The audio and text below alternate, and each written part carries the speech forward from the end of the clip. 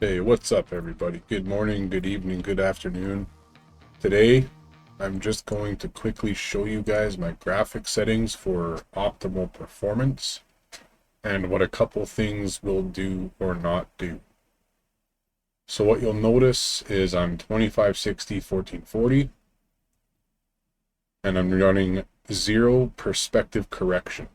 Now, if you're running a high field of view, the perspective correction will zoom in the middle of the screen the more you increase it.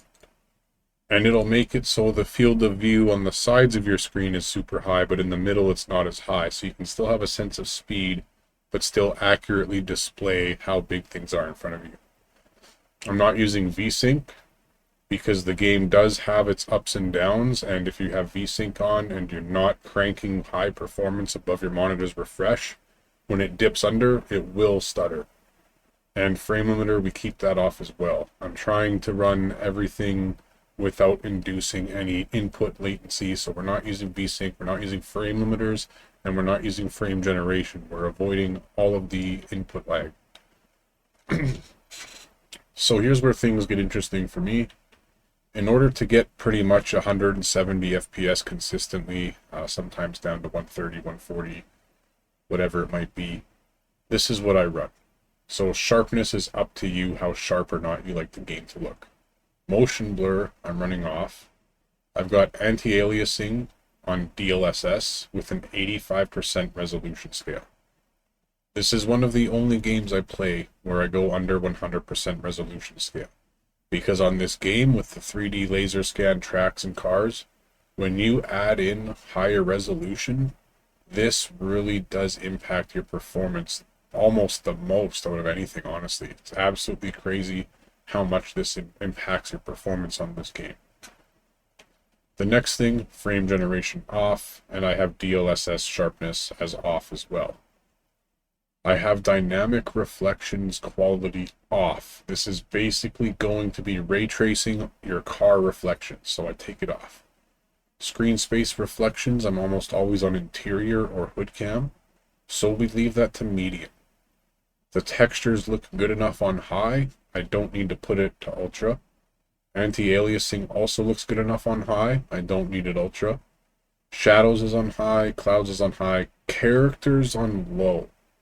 I don't care about the characters in the game and on the sides of the road.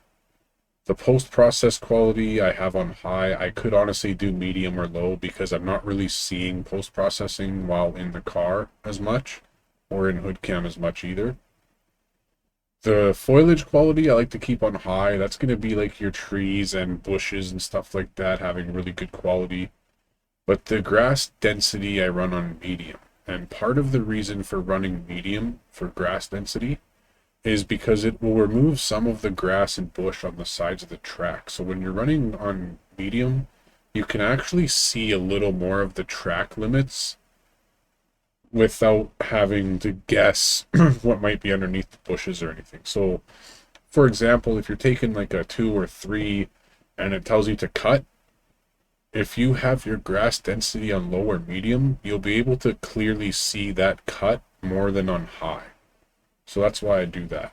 And then effects quality is on medium, car damage quality low, I'm never seeing it. The crowd and marshals is on very low. Honestly, I don't even know if that makes a huge difference. I still see some people along the track. I still see them running in front of my car to get off the track.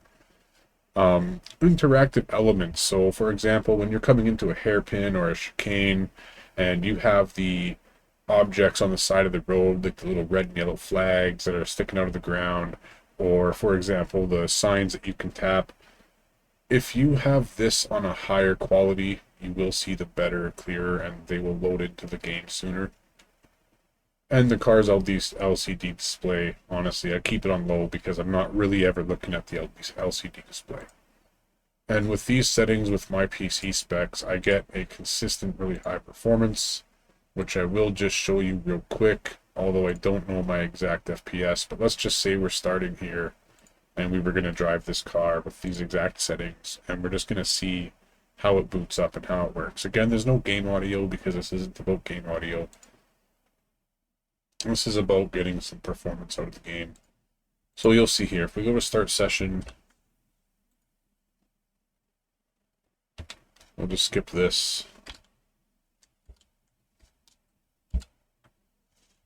Now, I don't know exactly how much FPS I'm getting, but you'll be able to see that on a 60 FPS 1440 YouTube video, this is running a consistent 60 plus FPS. It's actually, to me, looks like it's 120 to 170. Like, this is so smooth, and it honestly just feels wicked. So this is the type of setup that I run.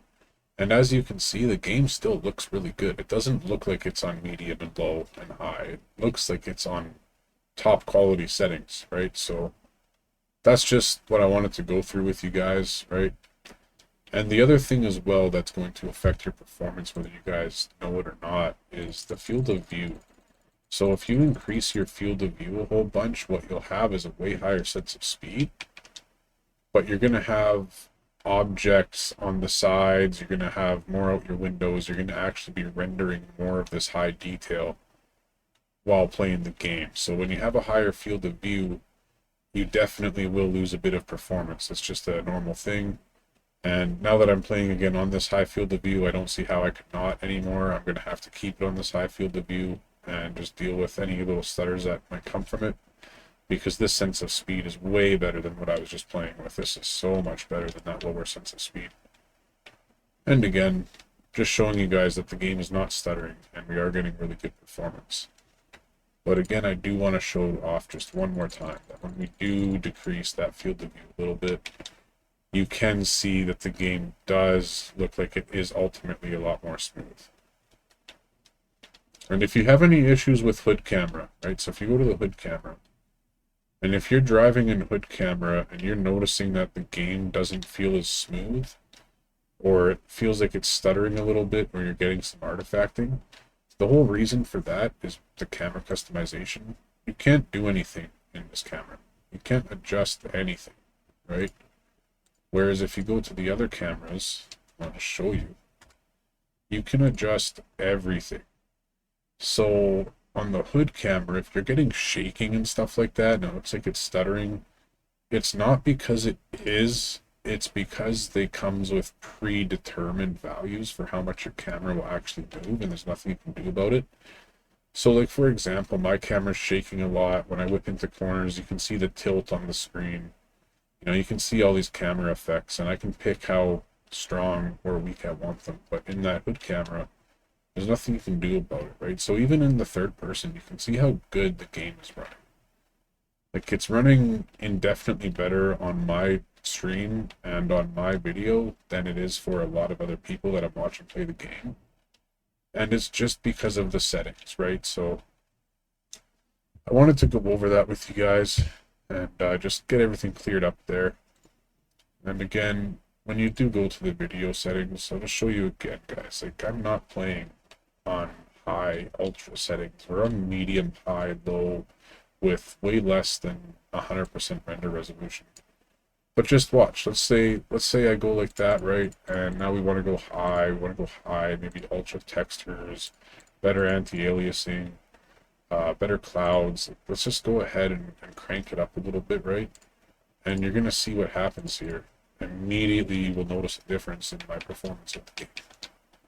Immediately, right? So let's go in the car again.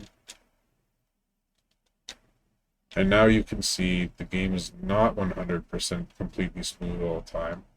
Sure, it might look better, but it is not running as smooth as it was before. Now I'm getting a little bit of stuttering, a little bit of frame drop going on. It's not running as good as it just was. It does look better, but it's not running as good. You can see it, you can feel it. So it does make a big difference on this game, what settings you're running. It will really make a big difference, I promise. Especially in different weather conditions and stuff like that. So keep that in mind, that if your game's not running good, it might not all be your fault for not knowing, but now that this video's out, you know. And you know, even me with a 4080 Super, Ryzen 7 9800X 3D, 64 gigs DDR5, I'm still not going to play this game on maxed out settings all the time in 1440p. Not even at 85% resolution scale, because the game is very demanding, and that just comes from laser scanned cars, tracks, the foliage on the sides of the track, the trees. Like, if you really just slow down and look at the trees and everything in this game, it's one of the most beautiful racing games I've ever seen. But yeah, other than that, guys, have a good night, man. Take care. Good day. And that's all I wanted to show you guys, was the drastic difference that this game can make with performance when you're running certain settings or not running certain settings.